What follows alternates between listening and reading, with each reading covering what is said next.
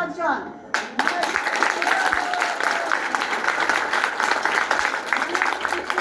Mana shu joyga, mana shunday holatga keltira olgan.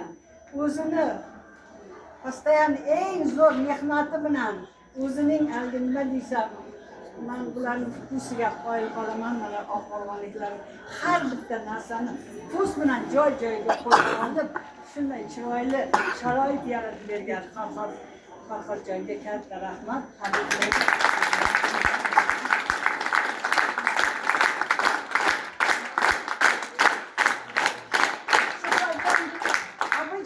Yosh katta doktorlar mana bu yangi programmani qabul qilishi juda qiyin. Lekin Shuhratjon bizada borib, Chinozda o'rganib kelib, buning действительно qanaqa zo'r programma ekanini ko'rib, tushunib, chunki bungacha почти pensiyaga davlatda ishlagan.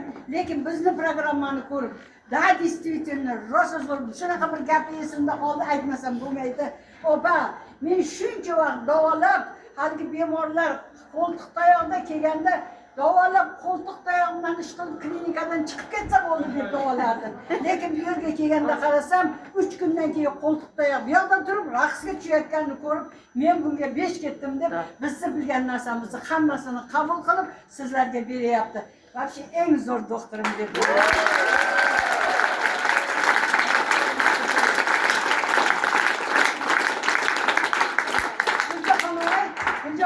ikkalasi kursdosh,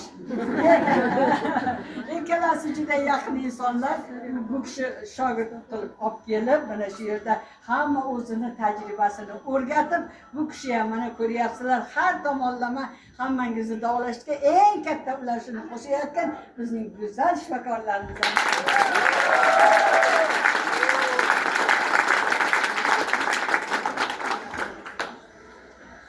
Jamoliddin, aylanib ketay sizdan.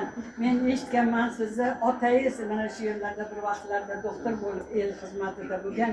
Siz otangizning yo'lini davom ettiryapsiz. Bizni komandaga qo'shildingiz, lekin juda ham eng zo'r doktorlarimdan bittasi.